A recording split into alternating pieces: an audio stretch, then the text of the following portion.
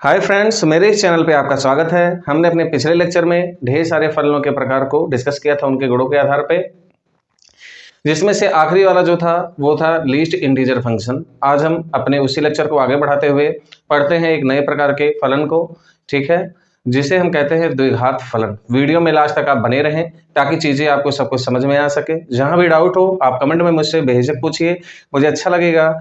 हम स्टार्ट करते हैं आज के अपने लेक्चर को और देखते हैं कि द्विघात फलन क्या होता है। ठीक है, द्विघात फलन जिसकी इंग्लिश होती है क्वाड्रेटिक फंक्शन। ठीक, ये बहुत ही इंपॉर्टेंट फंक्शन है, आपको पूरे मैथ में काम आएगा हमेशा।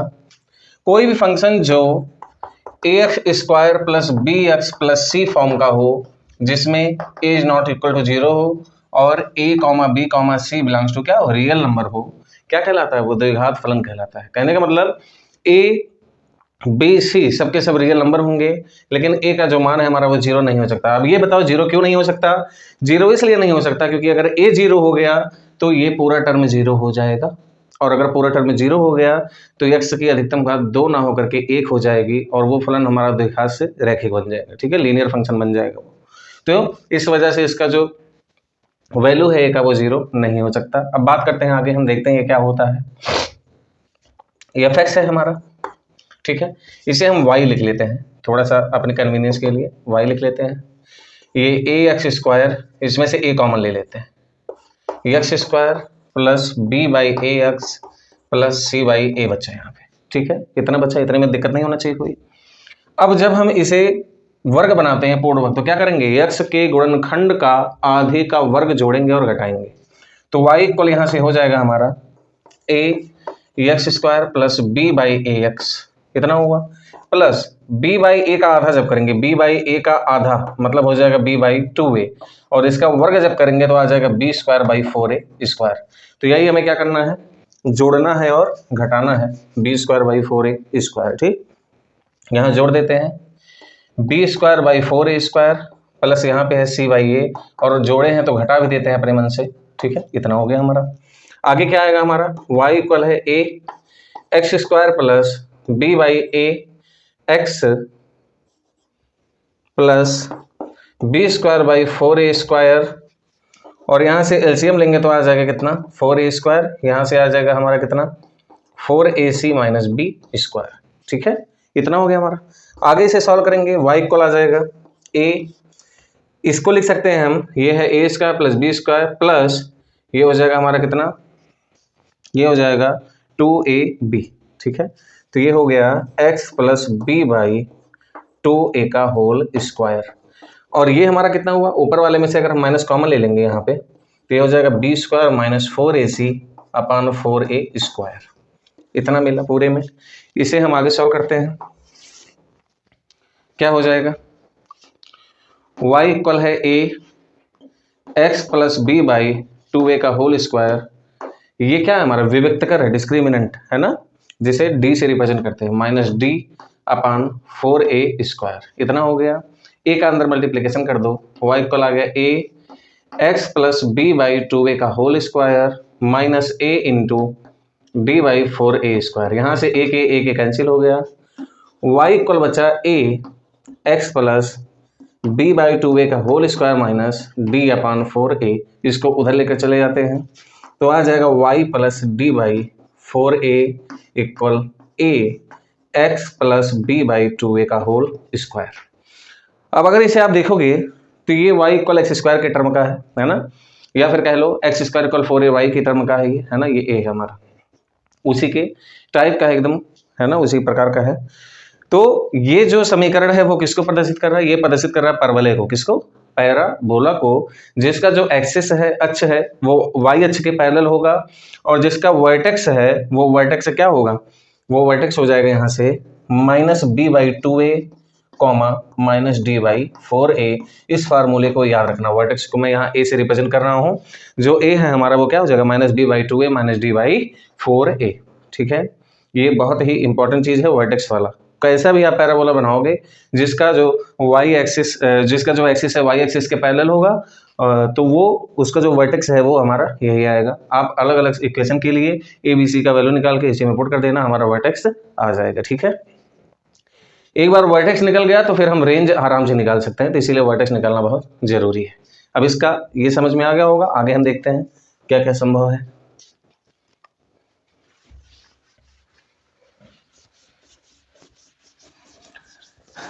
अब इसमें अलग अलग कंडीशंस है। आज का लेक्चर हो सकता है बहुत बड़ा ना हो, लेकिन जितनी भी चीजें हैं उन्हें हम आराम से समझेंगे, बढ़िया से देखते हैं। इसमें सबसे जो पहला शर्त है वो है कि a ग्रेटर देन 0 क्या हो, a ग्रेटर देन 0 हो या b लेस देन 0 हो। a ग्रेटर देन 0 हो या a लेस देन 0 हो तो क्या कंडीशन होगा, याद रखना है। अगर a लेस देन 0 हो, a ग्रेटर देन 0 हो तो जो ग्राफ है वो अपवर्ड डायरेक्शन में बनेगा, और अगर a लेस देन 0 हो तो जो ग्राफ है वो डाउनवर्ड डायरेक्शन में बनेगा। अपवर्ड का सेंस ये है ऐसा कुछ, डाउनवर्ड का सेंस ये है ऐसा कुछ, है ना। ये हंसता हुआ चेहरा, ये रोता हुआ चेहरा लटका हुआ है, ऐसा कुछ बनेगा। ये हो गया हमारा। दूसरा चीज क्या है, a ग्रेटर देन 0 हमारा है और d लेस देन 0 है, d लेस देन 0 है। a का वैल्यू ग्रेटर देन 0 है और इसका जो विविक्तकर है, डिस्क्रिमिनेंट है, वो क्या है, लेस देन 0 है। तो इस स्थिति में क्या आता है वैल्यू, इस स्थिति में जो वैल्यू आता है, सबसे पहले तो इमेजिनरी रूट होते हैं। कैसे रूट होते हैं, इमेजिनरी रूट होते हैं, इमेजिनरी रूट्स होंगे। ठीक है, रियल रूट नहीं है उसके, है ना। और दूसरी बात क्या है, या इमेजिनरी रूट अगर आप नहीं याद रखना चाहते तो कोई दिक्कत नहीं है, उसका भी यहाँ पे बहुत विशेष यूज भी नहीं, लेकिन जानना चाहिए। और दूसरा बात ये है कि अगर d लेस देन 0 है, a ग्रेटर देन 0 है, तो जो फलन है हमारा उसका मान हमेशा क्या होगा, धनात्मक होगा। क्या होगा, f(x) is equal to positive, हमेशा क्या होगा, वो धनात्मक होगा फलन का मान। ठीक है, इसमें कोई समस्या नहीं होनी चाहिए। और इसका जो ग्राफ बनेगा वो कैसे बनेगा देखते हैं। a ग्रेटर देन 0 है तो अपवर्ड बनेगा, d लेस देन 0 है तो रियल रूट नहीं होगा, इमेजिनरी होगा। यहाँ पे जो हमारा ये पॉइंट है वो a है। ठीक है, a का जो वैल्यू है वो क्या होगा, -b/2a -d/4a, ये हो जाएगा हमारा। तो यहाँ पे ये जो मान है यहाँ से यहाँ तक का, एक तो ये होगा, एक तो ये होगा।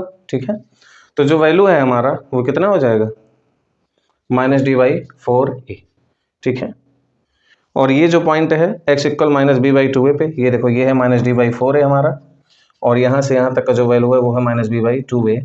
तो हम देखेंगे x इक्वल -b/2a पे ये जो पॉइंट है वो एकदम न्यूनतम बिंदु है, निम्निष्ठ बिंदु है, उसे कहा जाता है point of minima.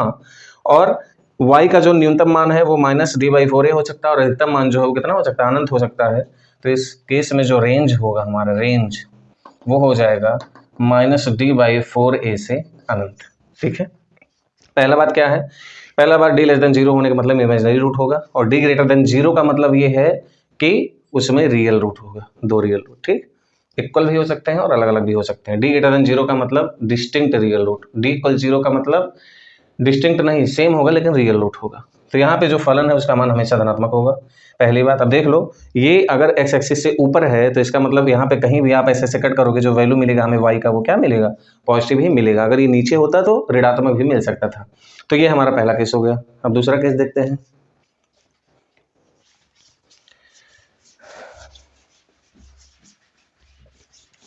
a greater than 0 का केस ये हमारा हो गया। ठीक है, अगला है a ग्रेटर देन 0 और d इक्वल 0। अब की बार d क्या है, 0 है हमारा। तो d इक्वल 0 का मतलब ये होता है कि क्या होंगे, इक्वल रूट होंगे। कैसे रूट होंगे, इक्वल रूट्स होंगे। ठीक है, a ग्रेटर देन 0 का मतलब अपवर्ड होगा, और d इक्वल 0 का मतलब यहाँ पे टच करेगा, वो इस पॉइंट पे a है, ये a है। ठीक है, अब यहाँ पे जो पॉइंट हो जाएगा हमारे यहाँ पे वो हो जाएगा -b/2a × 0, 0।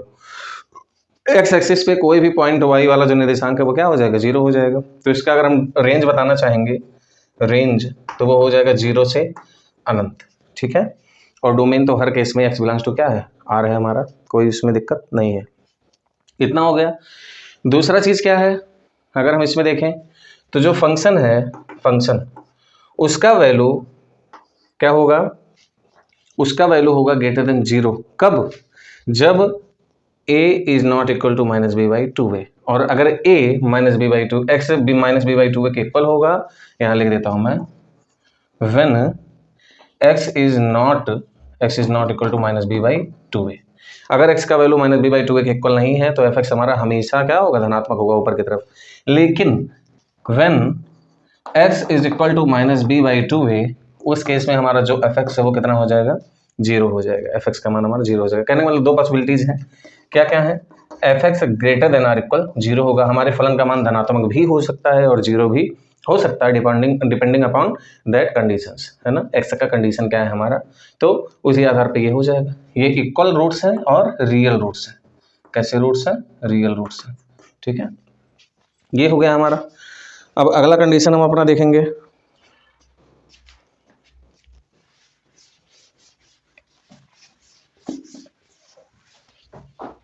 अगला कंडीशन है हमारा थर्ड वाला, a ग्रेटर देन जीरो और d ग्रेटर देन जीरो, ऐसा कुछ, ठीक। d ग्रेटर देन जीरो का मतलब डिस्टिंक्ट रियल रूट्स, दो अलग अलग वास्तविक एवं भिन्न भिन्न मूल है ना, डिस्टिंक्ट रियल रूट्स। इसका ग्राफ कैसा बनेगा, a greater than zero upward बनेगा और d ग्रेटर देन जीरो मतलब यहाँ पे दो मूल होंगे, अल्फा और बीटा, दो रूट होंगे, है ना, x का जो वैल्यू है हमारा, ठीक है। रेंज अभी भी हमारा वही होगा माइनस डी बाई फोर ए से इनफाइनाइट तक, ठीक है। लेकिन देखते हैं जो फंक्शन उसका वैल्यू पॉजिटिव कहाँ कहाँ होगा, देखते हैं। पॉजिटिव सिर्फ और सिर्फ यहाँ है और यहाँ है, तो F x greater than zero होगा for every x belongs to कहाँ से कहाँ तक, माइनस इनफाइनाइट इधर है और प्लस इनफाइनाइट इधर है। माइनस इनफाइनाइट से अल्फा तक का कोई भी मान अगर ले लिया जाए, माइनस इनफाइनाइट से अल्फा तक का कोई भी मान हम ले लें तो जो वैल्यू है वो क्या होगा हमारा, पॉजिटिव होगा उसका, है ना। जो वैल्यू है वो क्या होगा, पॉजिटिव होगा। यूनियन यहाँ पे बीटा से इनफाइनाइट हो जाएगा, बीटा से अनंत तक का कोई भी मान आप ले रहे हो तो उस पर क्या हो जाएगा, वो उसका वैल्यू पॉजिटिव हो जाएगा, है ना। दोनों केस में फलन का जो मान है वो पॉजिटिव ही होगा, याद रखना इसे। अच्छा, निगेटिव कब है, निगेटिव होने का जो कंडीशन है वो ये वाला कंडीशन है ना। वो कंडीशन कौन सा है, ये वाला कंडीशन निगेटिव वाला है। तो एफ एक्स निगेटिव कब होगा हमारा, यहाँ पे for every x belongs to alpha to beta, alpha और बीटा के बीच में जितने भी मान है क्या हो जाएगा हमारा, उसके लिए जो फलन है उसका मान ऋणात्मक हो जाएगा, ठीक है। टोटल इसमें तीन कंडीशन है, यही तीन कंडीशन थे, है ना। अब आगे हम बात करते हैं ए लेस देन जीरो के लिए, ये तो हमारा ये हो गया, ठीक, वास्तविक है। आगे देखते हैं,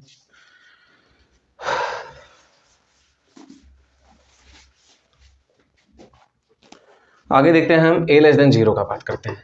ए लेस देन जीरो का कब, जब डी लेस देन हमारा क्या है, जीरो है।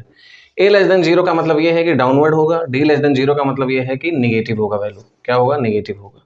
इसके केस में एफ एक्स हमेशा हमारा क्या आएगा, निगेटिव आएगा, f x is equal to negative, है ना। हमें ऋणात्मक मान हमेशा मिलेगा फलन का, फंक्शन का, है ना। ये पॉइंट है हमारा ए, ठीक। ए कैसा पॉइंट है, उसका जो वैल्यू है वो कितना होगा, वर्टेक्स का coordinate minus D by four A, कितना होगा। इसका मतलब ये है कि x equal minus B by two A क्या है, point of maxima, point of maxima है, उच्चिष्ट बिंदु है, उच्चतम बिंदु है ना, ऐसा कुछ। अच्छा, इसका रेंज का अगर हम बात करें, रेंज क्या हो जाएगा, रेंज हमारा हो जाएगा नीचे माइनस इनफाइनाइट तक है ना, माइनस इनफाइनाइट तक, माइनस इनफाइनाइट से यहाँ पे माइनस डी बाई फोर ए, ये पॉइंट है माइनस बी बाई टू ए, है ना। तो रेंज हो जाएगा माइनस इनफाइनाइट से minus D by four A, close interval, ठीक है। इंटरवल का बहुत अच्छे ध्यान देना, अगर इधर उधर दिमाग गया तुरंत इंटरवल गलत हो जाएगा, बहुत जरूरी है, पूरा मीनिंग चेंज हो जाएगा उसका, है ना। तो ये हमारा हो गया इसमें क्या, इसका रेंज हो गया हमारा। जब ए लेस देन जीरो है, डी लेस देन जीरो है, तो उस पूरे फंक्शन का जो वैल्यू है वो हमेशा नेगेटिव आएगा, आप x belongs to R put करोगे तो भी, ठीक है। आगे देखते हैं,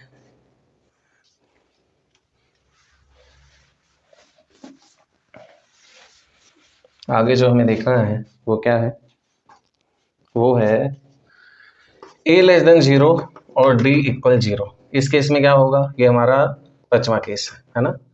इस केस में होगा ए लेस देन जीरो है तो इसका मतलब डाउनवर्ड होगा और डी इक्वल जीरो है तो इसका मतलब यहाँ पे टच करेगा ए, है ना। क्या है ये, minus B by two a comma zero. तो जो हमारा रेंज है, रेंज वो हो जाएगा माइनस इनफाइनाइट टू कितना, जीरो हो जाएगा, माइनस इनफाइनाइट टू जीरो हो जाएगा। अब क्या होगा इसमें, इसमें देखते हैं फंक्शन का जो वैल्यू है हर जगह क्या है, निगेटिव है, सिर्फ और सिर्फ इस वैल्यू को छोड़कर। अगर यहाँ की बात करेंगे हम f x is equal to, फलन का जो वैल्यू है वो 0 हो जाएगा कब, when x is equal to minus B by 2a, है ना। और जो फलन है उसका वैल्यू हमेशा ऋणात्मक होगा कब, for every x belongs to r minus B by 2a। r के प्रत्येक वैल्यू के लिए वो ऋणात्मक होगा, सिर्फ और सिर्फ उसमें से कौन सा वैल्यू हम घटा देंगे, माइनस बी बाई 2a को घटा देंगे। ठीक है, ये हो गया हमारा। अब अगला कंडीशन देखते हैं अपना। अगला कंडीशन है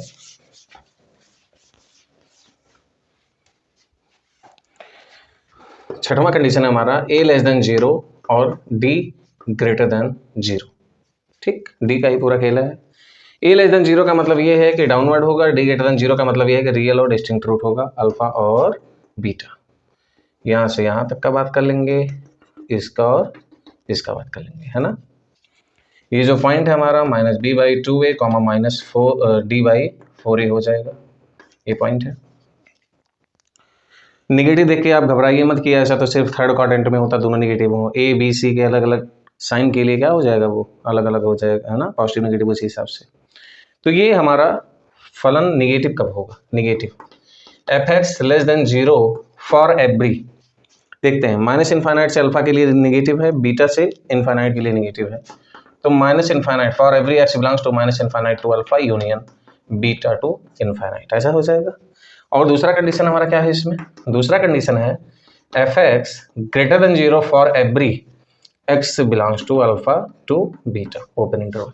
ठीक है, यहाँ से यहाँ तक फलन का मान जो है वो पॉजिटिव है, ऊपर ऊपर है, ऊपर की तरफ पॉजिटिव, नीचे की तरफ निगेटिव, है ना। तो उसी हिसाब से ये हो जाएगा। ठीक, इसी के साथ ये वाला हमारा जो कॉन्सेप्ट है वो खत्म होता है। अब हम देखते हैं छोटा सा जरूरी पॉइंट क्या है, वो आज का खूबसूरत चीज़ है वो बहुत ज़्यादा ही।